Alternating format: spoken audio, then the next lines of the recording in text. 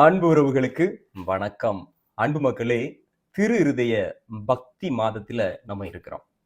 திரு இருதய ஆண்டவருடைய பக்தி முயற்சியை குறித்து தொடர்ந்து இது 3வது காணொளியாக நம்ம வெளியிடுகிறோம். அதனால இந்த காணொளிய மட்டும் ஒருவேளை நீங்க பார்த்தீங்க அப்படின்னா, 2 காணொளிய பார்த்துட்டு வந்தீங்க அப்படின்னா, உங்களுக்கு கூடுதல் புரிதல் கிடைக்கும் அப்படிங்கிற ஒரு சின்ன முன்னுரையோடு, இந்த காணொளியில நம்ம என்னெல்லாம் பார்க்க போகிறோம் அப்படிங்கிறதையும் நான் சொல்லிக்கிறேன். முதல்ல நம்ம திரு இருதய அந்த ஸ்தாபித்தல் அப்படின்னு பழைய தமிழ்ல சொல்றோம். புதிதாக அத திரு இருதய படத்தை நிறுவுதல் அப்படின்னு நம்ம சொல்றோம். ஆங்கிலத்துல என்த்ரோன்மெண்ட் ஆஃப் சேக்ரட் ஹார்ட் இமேஜ் அப்படின்னு நம்ம சொல்றோம். இத எப்படி நம்ம ஸ்தாபிக்கிறது அல்லது நிறுவுறது அல்லது எப்படி என்த்ரோன்மெண்ட் பண்றது அப்படிங்கிறத நம்ம பார்க்க போகிறோம். மேலும் ஏன் ஒவ்வொரு ஆண்டும் இந்த என்த்ரோன்மெண்ட் இந்த நிறுவுதலை நம்ம செய்யணும், புதுப்பிக்கணும் அப்படிங்கிறதையும் நம்ம பார்க்க போகிறோம். இறுதியாக காணொளியில இதெல்லாம் செய்தோம் அப்படின்னா என்ன நன்மைகள் கிடைக்கும் அப்படின்னு சொல்லி போன காணொளியில நம்ம பார்த்தோம். அதே போல இந்த மாதம் முழுவதும் நம்ம செய்யக்கூடிய பக்தி முயற்சிகள் என்னவெல்லாம் இருக்கிறது, குறிப்பாக எதையெல்லாம் நம்ம செய்யும் பொழுது இந்த திரு இருதய ஆண்டவரினுடைய முழுமையான ஆசீர்வாதத்தை நம்மளால பெற முடியும் அப்படிங்கறதான் இந்த காணொளியில நம்ம விளக்கமாக பார்க்க போகிறோம். காணொளிக்கு முதல் முறையாக வாரீங்க அப்படின்னா கண்டிப்பா சப்ஸ்கிரைப் பண்ணிக்கோங்க. இதுவரைக்கும் சப்ஸ்கிரைப் பண்ணலாட்டும் சப்ஸ்கிரைப் பண்ணிக்கோங்க. காணொளியை இப்பவே லைக் பண்ணிக்கோங்க. கண்டிப்பா உங்களுடைய கருத்துக்களை என்ன நீங்க கமெண்ட் பண்ணணும் அப்படிங்கிறத நான் சொல்லுவேன். கடந்த காணொளியில புனித அந்தோனியாரை குறித்து நீங்கள் அவர் மூலமாக பெற்றுக்கொண்ட அவருடைய பரிந்துரையில் நம் ஆண்டவர் இயேசு கிறிஸ்துவிடம் வந்து பெற்றுக்கொண்ட அற்புதங்களையும் அதிசயங்களையும் எழுதுங்கன்னு சொன்னேன். எவ்வளவு பேர் எழுதியிருக்கீங்க தெரியுமா? உண்மையிலேயே அதை வாசிக்க வாசிக்க எனக்குள் ஒரு புதுப்பித்தல், என்னுடைய நம்பிக்கை இன்னும் அதிகமாகிறது. அந்த காணொளியில இருக்கிற ஒவ்வொரு கமெண்ட்ஸையும் நம்ம பேசணும் அப்படின்னா உண்மையிலேயே நமக்கு நாள் போதாது. அந்த அளவிற்கு நீங்கள் உண்மையிலேயே உங்களுடைய எழுத்துக்களில் நீங்கள் மேம்பட்டு கொண்டு இருக்கிறீர்கள். உங்களுடைய எழுத்துக்களின் மூலமாக சாட்சியாக மாறிக்கொண்டு இருக்கிறீர்கள். குறிப்பாக பிற சபையினர் பொதுவாக வந்து என்னத்தையாவது வளருவாங்க. அந்த காணொளியில அப்படி யாருமே வளர்ன மாதிரி தெரியல. அது கண்டிப்பா வாசிருப்பாங்க. இது என்னடா அந்தோனியார் இவ்வளவு பெரிய ஆளா இருக்குமா, நம்மளும் அந்தோனியார்ட்ட போய் ஜெபிப்போம் அப்படின்னு சொல்லி நினைச்சிருப்பாங்கன்னு நினைக்கிறேன். அவர் மூலமாக நம்ம ஜெபிப்போம் அப்படின்னு சொன்னாலே புனிதர்கள் மூலமாக இறைவனிடம் ஜெபிப்பதுதான். அதை அவங்க புரிந்து கொள்வார்கள். இன்னைக்கு இல்லாட்டும் கொஞ்சம் கொஞ்சமா புரிந்து கொள்வார்கள். வாங்க மக்களை, நம்ம காணொளிக்குள்ள போகலாம். அன்பு மக்களே, காணொளியினுடைய முதல் பகுதியாக எப்படி நம்முடைய திரு இருதய ஆண்டவரினுடைய படத்தை நம்ம நிறுவனம். சில பேர் கேட்டிருந்தீங்க சுரூபம் வைக்கலாமா? கண்டிப்பா வைக்கலாம், பிரச்சனை கிடையாது. இப்ப இந்த நிறுவுவதற்காக பெரிய அளவுல நமக்கு ஸ்டெப் பை ஸ்டெப் இப்படிதான் பண்ணணும் அப்படின்னு சொல்லி நமக்கு சொல்லப்படலை. ஏன்னா இது வந்து லிட்டர்ஜிக்கல் அப்படிங்கிறது வழிபாட்டை தாண்டிய ஒன்றுதான். வழிபாடு அப்படிங்கிறது நமக்கு திருப்பலி. இது பேராலிட்டர்ஜிக்கல் அப்படின்னு ஆங்கிலத்துல சொல்லுவோம். பேராலிட்டர்ஜிக்கல் அப்படின்னா தமிழ்ல தெரிஞ்சவங்க கீழே கமெண்ட்ல சொல்லுங்க. அப்ப அதனால இது வந்து ஒவ்வொரு மறை மாவட்டத்திற்கும் ஒவ்வொரு பாரம்பரியத்துக்கு ஏற்க மாறும். ஆனா என்னெல்லாம் இதுல இருக்கலாம் அப்படிங்கறத தான் நம்ம பேச போகிறோம். இப்ப என்ன செய்யலாம் அப்படின்னு சொல்லி பாத்தீங்க அப்படின்னா, முதல்ல நம்முடைய திரு இருதய ஆண்டவருடைய படம் அப்படிங்கிறது எங்க இருக்கணும் அப்படின்னா, ஏதோ ஒரு முக்குல மூலையில கொண்டு போடணும் அப்படின்னு கிடையாது. எல்லாருடைய பார்வை எங்க படுமோ அங்கு அந்த திரு இருதய ஆண்டவர் படம் இருக்கணும். இன்னைக்கு நிறைய வீட்டுல பெரிய பெரிய டிவியை தூக்கி மாட்டிருந்தோம். உங்க வீட்டுல மாட்டிருக்கீங்களான்னு யோசிங்க. அந்த டிவி எங்க இருக்கும்? ஹால்ல சென்டர்ல. ஓகே, அதை விட்டுருவோம். ஆனா திரு இருதய ஆண்டவர் படம் தான் நம்முடைய வீட்டினுடைய மையமாக இருக்க வேண்டும். இன்னைக்கு நிறைய வேளையில தொலைக்காட்சி பெட்டி தான் நம்முடைய வீட்டினுடைய மையமாக இருக்கிறது. முடிந்தால் நல்ல கத்தோலிக்க பாரம்பரிய கிறிஸ்தவர்கள் இதை நீங்க மாற்ற முயற்சிக்கணும். முதல்ல நான் அதை சொல்லிக்கிறேன். எனக்கு நல்ல ஞாபகம் இருக்கு. எங்க வீட்டுல பால்காய்ப்பு, நான் 1ஆம் கிளாஸ் படிக்கும்போது புது வீடு கட்டி எங்க வீடு மந்திரிக்கப்படும் பொழுது, பால்காய்ப்பு நடத்தப்படும் பொழுது, நான் படித்த கன்னியர் மடத்தை சார்ந்த சர்வைட் சிஸ்டர்ஸ் ஒரு படத்தை கொண்டு வந்தாங்க. எனக்கு ஆச்சரியம் என்ன அப்படின்னா, அது திரு இருதய ஆண்டவர் படம். இன்றளவுல ஏறக்குறைய ஒரு 30-35 வருடங்கள் ஆகிறது. இன்று வரையில அந்த படம் எங்கள் வீட்டில், எங்க வீட்டுல உள்ள நுழைஞ்ச உடனே நீங்க யாரை பாக்குறீங்களோ இல்லையோ அது திரு இருதய ஆண்டவரை தான் பார்க்கணும். அவரை பார்க்காம அடுத்த அறைக்குள்ள யாராலையும் செல்ல முடியாது. உண்மையிலேயே இதை நான் இங்கு சொல்வது எதற்காக அப்படின்னா, பெருமைக்காக அல்ல, மாறாக நீங்களும் ஒருவேளை அதை பின்பற்றலாம் அப்படிங்கிறதுக்காக. இதை எங்களுடைய பெற்றோர் தெரிந்து செய்தார்களா தெரியாமல் செய்தார்களா என்று தெரியவில்லை. ஆனால் இன்று அதை நினைக்கும் பொழுது எனக்கு மகிழ்ச்சியாக இருக்கிறது. பரவாயில்லையே, நம்ம அம்மா அப்பா சரியா செஞ்சிருக்கிறாங்களே அப்படின்னு தோணுது. ஒருவேளை நீங்க அப்படி அப்ப நீங்க என்ன செய்யணும் முதலாவதாக அப்படின்னா, உங்களுடைய வீட்டுல எல்லாருக்கும் தெரிகிற மாதிரி, அதாவது மையம் அவர்தான், தொடக்கம் அவர்தான் அப்படிங்கிறது மாதிரி ஒரு இடத்தை தேர்ந்தெடுங்க. சுத்தமான ஒரு இடம், நல்ல பார்வையில் படும்படியான ஒரு இடம். இது முதல் பாயிண்ட். இடம் தயார் நிலையில இருக்கு, படம் தயார் நிலையில இருக்கு. அடுத்து என்ன செய்யணும்? ஒரு நல்ல நாளை நேரத்தை குறிக்கணும். இப்படி சொன்னோன்னா, ஐயோ ஃபாதர் நல்ல நாள் நல்ல நேரத்துக்கு ஆதரவா இருக்கார் போல அப்படின்னு நினைக்காதுங்க. முற்றிலும் நான் இதற்கு முரண்பட்டு நிற்கிறேன். நான் நல்ல நாள் நல்ல நேரம் என்று சொல்வது எதை அப்படின்னா, எதை? எல்லாருக்கும் வசதியான ஒரு நேரம், ஒரு நாள். ஒரு நாள்ல அப்பா பிஸியா இருப்பாங்க, பிள்ளைங்க பகல்ல பள்ளிக்கூடத்துக்கு போயிடுவாங்க, இல்ல கணவன் வெளியே வேலைக்கு போயிடுவார். இல்ல, எல்லாரும் அன்னைக்கு அங்க இருக்கணும். அதுதான் நல்ல நாள், அதான் நல்ல நேரம். ஒரு குடும்பத்துக்கு எது நல்ல நாள் நல்ல நேரம்? எல்லாரும் அங்க இருக்கிறது தான் நல்ல நாள் நல்ல நேரம் அப்படிங்கிறத நல்ல அழுத்தம் திருத்தமாக நான் இங்கு பதிவு செய்ய விரும்புகிறேன். அன்பு மக்களே, அந்த நாள்ல நீங்க குருவானவரை அழையுங்கள். ஒருவேளை உங்களுடைய குருவானவர் பங்கு தந்தை அலுவலாக இருக்கிறார் அப்படின்னா, இந்த வேலை யார் செய்யலாம்? உங்க வீட்டு தலைவரே செய்யலாம்.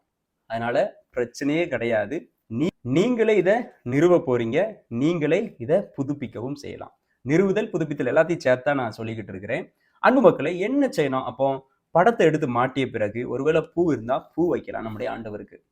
ஒருவேளை மெழுகுத்திரி இருந்துச்சுன்னா மெழுகுத்திரியை நீங்க கொளுத்திக்கலாம். அந்த இடம் இது எல்லாமே ஐயோ செத்தாளுக்கு தானே மெழுகுத்திரி வைப்பாங்க, பூ செத்தாளுக்கு. No, it is a kind of reference. நம்ம மரியாதை செலுத்துறோம். நம்முடைய வீட்டினுடைய மையமாக, நம்முடைய வீட்டினுடைய தலைவனாக இருக்கிற நம்ம ஆண்டவருக்கு நம்ம மரியாதை செலுத்துறோம்.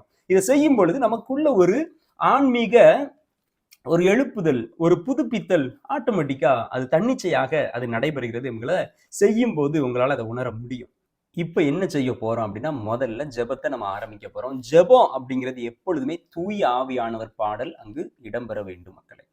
ஏன்னா தொடக்கத்துல உலகத்தை படைக்கும் போதும் தூய ஆவியானவர் இருந்தார். அப்படியே நீங்க பாத்தீங்கன்னா திருவிவிலியம் முழுவதும் எங்கெல்லாம் புதுப்பித்தல் நடக்கிறதோ, எங்கெல்லாம் மனமாற்றம் நடக்கிறதோ, எங்கெல்லாம் இறப்புல இருந்து உயிர்ப்பு ஆண்டவர் வராரோ, ஆண்டவர் போன பிறகோ பெந்தகோஸ்தே வருது, திருச்சபை உருவாகுது, எல்லா இடத்துலையும் என்ன இருப்பாரு? தூய ஆவியானவர் இருப்பாரு. அதனால நம்ம வீட்லயும் முதல்ல தூய ஆவியுடைய பிரசனம் வேணும் அப்படின்னு சொல்லி நீங்க முதல்ல ஜெபிக்கிறீங்க. ஜெபிச்ச பிறகு இறை வார்த்தை பகுதி கண்டிப்பாக வாசிக்கப்பட வேண்டும். அதன் பிறகு மாலை இடுதலோ அல்லது பூவை காணிக்கையாக்குதலோ திரியை கொளுத்துவதோ நீங்க பண்ணிட்டு தீர்த்தத்தை தெளிக்கலாம். ஃபாதர் தானே தீர்த்தம் தெளிக்கணும் அப்படிலாம் கிடையாது. இந்த விடயத்தை நீங்களே செய்யலாம். ஒருவேளை உங்களுடைய ஃபாதர் அவைலபிளா இருக்கிறாரு, அவரால் வர முடியும் அப்படின்னா கண்டிப்பா அவரை நீங்க கூப்பிடுங்க. அவரை நீங்க ஒதுக்க வேண்டாம். ஐயோ ஃபாதர் வளனரசு ஃபாதர் இப்படி சொல்லிட்டாரு, அதனால நாங்க எங்க பங்கு சாமியெல்லாம் நீ கூப்பிட மாட்டோம் அப்படின்னு சொல்லி தயவு செஞ்சு பிரச்சனை இழுத்து விட்டுறாதுங்க. அப்படி நான் சொல்லல. அவர் முடியாத பட்சத்துல திரு அவை இதை நீங்க செய்யலாம் அப்படிங்கிறத அனுமதிக்கிறது அப்படிங்கிறத நீங்க தெரிந்து கொள்ளவும். அதன் பிறகு தந்தையானவர் எல்லாரையும் ஜெபிக்க அழைப்பாரு. ரொம்ப முக்கியமா சொல்லக்கூடிய ஒரு ஜெபம் என்ன அப்படின்னா, திருஇறுதி ஆண்டவருக்கு நம்முடைய குடும்பங்களை ஒப்புக் கொடுக்கின்ற ஜெபம். இந்த குடும்பத்தை ஒப்புக் கொடுக்கிற அந்த ஜெபத்தை நீங்க ஒவ்வொரு வார்த்தையா நீங்க உள்ளார்ந்து அனுபவித்து சொல்லி பாருங்க. உங்களை கடவுள் அவ்வளவுக்குள்ள அதை தொட்டிருப்பாரு. நீங்க அந்த ஜெபத்தை முடிக்கும் போது நீங்க தொடப்பட்டு இருப்பீங்க. அன்பு மக்களே, நான் இருந்த பங்குகள்லையும் சரி, எங்களுடைய ஊர்லயும் சரி, அந்த ஜெபத்தை மனப்பாடமா பெரியவங்கல இருந்து சின்னவங்க வர சொல்லுவாங்க. அந்த ஜெபத்தை முடிந்த அளவுக்கு மனப்பாடம் பண்ணிட்டோம் அப்படின்னா, நீங்க வாய்ப்பு இருக்கும் போதெல்லாம் நீங்க சொல்லிக்கிட்டே இருக்கலாம். அந்த ஜெபத்தை நான் ஏற்கனவே காணொளி திருஇறுதி ஆண்டவரை குறித்து பேசிய முதல் காணொளியில நான் கீழே கமெண்ட்ல பின் பண்ணி வச்சிருந்தேன். திரும்ப உங்களுக்காக அதை இந்த காணொலியிலையும் பின் பண்ணுவேன். முடிந்த அளவுக்கு ஒரு முறையாவது அந்த ஜெபத்தை நீங்க கீழே வாசித்து விட்டு இந்த காணொலியை பாருங்க. சரியா? இந்த ஜெபத்தோட இந்த என்த்ரோன்மெண்ட், அந்த புதுப்பித்தல் நிகழ்வை நீங்க முடித்து கொள்ளலாம். அப்படி இல்லை அப்படின்னா, இன்னும் கூடுதலா நாங்க ஜெபத்துல ஈடுபட விரும்புறோம் அப்படின்னா, இந்த ஜெபத்துக்கு முன் பகுதியில உங்களுடைய பாவங்களுக்காக நீங்க மனம் வருந்தலாம். நம்முடைய ஆலயத்துல நம்ம ஒரு ஜெபத்தை சொல்லுவோம் இல்லையா, திருப்பலிக்கு முன்பாக எல்லாம் உள்ள இறைவனிடமும் அந்த ஜெபத்தை சொல்லிட்டு 3 முறை ஆண்டவரே இரக்கமாயிரும், கிறிஸ்துவே இரக்கமாயிரும், ஆண்டவரே இரக்கமாயிரும் அப்படிங்கிறத சொல்லிட்டு நீங்க உடனடியா திருஇறுதிய ஜெபமாலைய சொல்லலாம். ஜெபமாலையை முடித்து விட்டு திருஇறுதிய மன்றாட்ட நீங்க சொல்லலாம். மன்றாட்ட சொல்லி முடித்த பிறகு எல்லாரும் இணைந்து, இயேசுவின் திருஇறுதயமே உன் மீது என் நம்பிக்கையை வைக்கிறேன், இயேசுவின் திருஇறுதயமே பழசுல இன்னும் நல்லா இருக்கும் இல்லையா? இயேசுவின் மதுரமான திரு இருதயமே உன் மீது என் நம்பிக்கையை வைக்கிறேன் அப்படின்னு சொல்லிட்டு அந்த ஜெபத்தை மீண்டும் மீண்டும் சொல்லிட்டு குழந்தைகளுக்கு இது ஏன் என்ன அப்படிங்கிறத விளக்கம் கொடுத்து விட்டு இங்க இறுதியாக இயேசுவின் திரு இருதயத்திற்கு குடும்பத்தை ஒப்பு கொடுக்கும் ஜெபத்தையும் சொல்லலாம் அன்பு மக்களே. இப்படியாக கடைசி ஒரு அன்னை மரியாதையினுடைய பாடலோடு அல்லது திரு இருதய ஆண்டவர் பாடலோடு, திரு இருதய ஆண்டவர் பாட்டு உங்களுக்கு என்னெல்லாம் ஞாபகம் வருது சொல்லுங்க பார்க்கலாம். கீழே கமெண்ட்ல கண்டிப்பா சொல்லுங்க உங்களுக்கு பிடித்த திரு இருதய ஆண்டவரின் பாடல். எனக்கு பிடித்த திரு இருதய ஆண்டவரின் பாடல் என்ன அப்படி தெரியுமா? இயேசுவின் இருதயமே எங்கும் எழும்பிடும் அருள் மயமே. பயமா இருக்கா நான் பாடுறது? ஓகே, இருந்தாலும் இந்த பாடல் ரொம்ப எனக்கு பிடிக்கும். இந்த பாடல் அப்படியே பாடினா ரொம்ப எமோஷனலாக தான் இருக்கும் இல்லையா? உங்களுக்கு என்ன பாட்டு பிடிக்கும் அப்படிங்கிறத கீழே கமெண்ட்ல கண்டிப்பா சொல்லுங்க. எத்தனை பாடல் இருக்குன்னு நம்ம தெரிஞ்சுக்கலாம். இந்த பாடல் முடிஞ்ச உடனே ஒரு சமாதானத்தை சொல்லிட்டு மக்கள் தந்தை மகன் தூயாவிய ஒரு ஃபாதர் வந்திருந்தார் அப்படின்னா ஃபைனல் பிளெஸிங், இல்லை அப்படின்னா வீட்டு தலைவரே எல்லாருக்கும் ஆசீர்வாதத்தை கொடுத்துட்டு என்ன செய்யலாம், ஒருவேளை சின்ன இனிப்புகள் இருந்துச்சு அப்படின்னா இங்க பகிர்ந்து கொள்ளலாம். அன்புமக்களை, இதுதான் இயேசுவின் திரு இருதய படத்தை நம்ம நிறுவுதல் அல்லது ஒவ்வொரு ஆண்டும் புதுப்பித்தல். இதையே நம்ம செய்யலாம். பங்கு தந்தை இருந்தாங்க அப்படின்னா ரொம்ப நல்லது, இல்லை அப்படின்னா வீட்டு தலைவரை செய்யலாம். இதன் பிறகு ஒரு கேள்வி நமக்கு வரணும், ஏன் நம்ம ஒவ்வொரு ஆண்டும் புதுப்பிக்கணும் ஃபாதர் அப்படின்னு சொல்லிட்டு. நான் இதுல இன்னொன்னு சொல்லிக்கிறேன், இந்த ஆண்டு வீட்டுக்கு போகும்போது நானே எங்க வீட்டுல புதுப்பிக்கணும் அப்படின்னு நினைக்கிறேன். ஏன்னா ரொம்ப ஆண்டா புதுப்பிக்காம தான் இருக்கிறது. நானும் அப்புறம் தான் உட்காந்து கொஞ்சம் தேடி பார்க்கும் பொழுது இதை ஒவ்வொரு ஆண்டும் புதுப்பித்தல் நலம் அப்படின்னு சொல்லிட்டு இதனுடைய வரலாறு நீங்க பார்த்தீங்க அப்படின்னா 1900 இருந்து ஏறக்குறைய ஒரு 100-125 வருஷமா நம்முடைய திருவையில இந்த மரபு என்பது, இந்த புதுப்பித்தல் என்பது நடந்து கொண்டே இருக்கிறது அப்படின்னு பார்க்கிறோம். இதனுடைய தொடக்கமாக இருக்கிறவர் ஃபாதர் மத்தேயு அப்படிங்கிற ஒரு ஃபாதர் இருந்திருக்கிறாரு, ஒரு இயேசு சபை குருவானவர். அவர் தான் அந்த ஃபார்மெட்லாம் அமைச்சு ஒவ்வொரு ஸ்டெப் பை ஸ்டெப்பா என்ன செய்யணும் அப்படிங்கிறதெல்லாம் அவர் தான் சொல்லி கொடுக்கிறாரு. அதுதான் நான் இப்போ உங்களோடு பகிர்ந்து இருக்கிறேன். இப்படி ஏன் புதுப்பித்தல் அப்படிங்கிற அந்த கேள்வி எனக்குள்ளும் வந்தது. நானும் உங்களோடு பகிர்ந்து கொள்ள ஆசைக்கின்றேன். அதை விவிலிய வெளிச்சத்தோடு நம்ம அதை பார்க்கணும். நம்ம கிறிஸ்தவத்தை பொறுத்தவரையில எப்பொழுதுமே இந்த புதுப்பித்தல் நிகழ்வு என்பது நடந்து கொண்டே இருக்கிறது. நிறைய இறை வார்த்தைகளை உங்களுக்கு நான் கோட் பண்ண முடியும். எடுத்துக்காட்டுக்கு ஒரு சில விடயங்களை நான் கோட் பண்றேனே. ரோமையர் 12:2 நீங்க தான் வாசிக்கணும். எபேசியர் 4:23-24, 2 கொரிந்தியர் 4:16, கொலோசேயர் 3:9-10, டைட்டஸ் 3:5, அப்புறம் திருப்பாடல் 51:10. இதுல நீங்க எல்லாம் பாத்தீங்க அப்படின்னா ஆண்டவரே எங்களை புதுப்பித்தருளும், புதுப்பிக்கின்ற ஆவி எங்களுக்கு கொடுத்தருளும், நீங்க ஒவ்வொரு நாளும் என்னை புதுப்பிக்கிறீங்க, இந்த மாதிரியான வார்த்தைகள் இடம்பெற்றிருக்கும். அப்ப நம்முடைய கிறிஸ்தவத்தை பொறுத்தவரையில நம்ம புதுப்பிக்கப்பட்ட மக்களாக வாழ கடமைப்பட்டு இருக்கிறோம், அழைக்கப்பட்டு இருக்கிறோம். புதுப்பித்தல் என்பது எப்பொழுதுமே தேவை. அன்பு மக்களே, நம்முடைய ஊர்களில் ஒவ்வொரு ஆண்டும் திருவிழாக்களை நாம் ஏன் மேறெடுக்கிறோம்? ஒன்று அது ஆன்மீக புதுப்பித்தல், இன்னொன்று உறவு சம்பந்தப்பட்ட புதுப்பித்தல், இன்னொன்று நம்ம கடந்த ஆண்டை விட இந்த ஆண்டு எப்படி முன்னேறி இருக்கிறோம் அப்படிங்கிற அந்த ஒப்பீடு. இப்படி நிறைய விடயங்கள் இருக்கு. ஆனா எல்லாத்துக்கும் மையமாக இருப்பது புதுப்பித்தல். நீங்க ஒவ்வொரு ஆண்டும் திருதை ஆண்டவருக்கு உங்களை ஒப்பு கொடுத்து ஒரு நல்ல நாள், நல்ல நேரம், என்னது நல்ல நாள் நல்ல நேரம் சொல்லியிருக்கேன் இல்லையா, அதை நீங்கள் சரியாக கடைபிடித்து புதுப்பித்தீங்க அப்படின்னா குடும்பத்துல முதல்ல உறவு புதுப்பிக்கப்படும். குடும்பத்துல முதல்ல நம்ம வீட்டுல இவர் தான் முக்கியம், இவர் தான் முக்கியம், இவர் தான் முக்கியம் அப்படிங்கிற அந்த பிரச்சனை எல்லாம் இல்லாம எனக்கு என் ஆண்டவர் தான் முக்கியம், நம்முடைய வீட்டினுடைய மையம் என் கடவுள் தான், என் இயேசு தான், அதுவும் கிறிஸ்து அரசர் தான், திருதை ஆண்டவர் தான் அப்படின்னு சொல்லும் பொழுது உங்கள் பிள்ளைகளுக்கு நீங்கள் ஒரு பெரிய பாடத்தை சொல்லி கொடுக்குறீங்க. நம்முடைய வாழ்க்கையில என்னைக்குமே அவர் மையமாக இருக்கணும், அவர் மட்டும்தான் தொடக்கமாக இருக்கணும், அவர் மட்டும்தான் நம்முடைய தலைவராக இருக்கணும் அப்படிங்கிற அந்த பாடத்தை உங்களுடைய பிள்ளைகளுக்கு நீங்க சொல்லி கொடுக்குறீங்க. அதை நீங்க புதுப்பிக்கும் பொழுது ஒவ்வொரு ஆண்டும் பிள்ளைகள் அதை பார்க்கும் பொழுது என்ன செய்வாங்க, அவங்களும் நிறைய விடயங்களை கற்றுக்கொள்வார்கள். இது ஒரு சடங்கு சமாச்சாரங்களாக இருக்கக்கூடாது, மாறாக ஒரு பொருள் புரிந்து ஒரு தெளிவுகளோடு நீங்கள் இதை செய்யும் பொழுது கண்டிப்பாக உங்களுடைய குடும்பத்தில் அது மாற்றத்தை கொடுக்கும். மக்கள், நான் தொடக்கத்திலேயே சொல்லியிருந்த ஒரு 12 ஆசீர்வாதம், இதெல்லாம் நீங்க சரியா செஞ்சீங்க அப்படின்னா கண்டிப்பா 12 ஆசீர்வாதங்கள், அதுக்கு மேலான ஆசீர்வாதங்களை நீங்க பாப்பீங்க. ஆண்டவர் இயேசு கிறிஸ்து சக்கேயனுடைய வீட்டுக்கு போயிட்டு ஒரு வார்த்தை சொல்லுவார். என்ன வார்த்தை? இன்று முதல் இந்த வீட்டிற்கு மீட்பு உண்டாயிற்றுன்னு சொல்லி. அந்த வார்த்தை நீங்க இதெல்லாம் சரியா செஞ்சு பாருங்க, உங்க வீட்டுல கண்டிப்பா மீட்பு இருக்கும், உங்க வீட்டுல ஒற்றுமை அதிகமாகும், உங்க வீட்டுல புரிதல் அதிகமாகும். இதெல்லாம் நீங்க கண்டிப்பா செய்யும் பொழுது மாற்றத்தை பார்ப்பீங்க. அன்பு மக்களை, இப்போ நம்ம 3வது பகுதிக்குள்ள கடந்து போக போகிறோம்.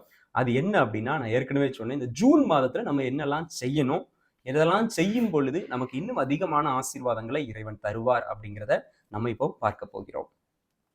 1, தினமும் திருதிய ஆண்டவருக்கு இந்த ஜூன் மாதம் முழுவதும் உங்களையும் உங்களுடைய குடும்பத்தையும் ஒப்பு கொடுத்து ஜெபியுங்கள். நான் என்ன ஜெபம் சொல்லியிருக்கிறேன் உங்களுக்கு தெரியும். அதை தினமும் நீங்கள் செய்தீர்கள் அப்படின்னா ரொம்ப நல்லது.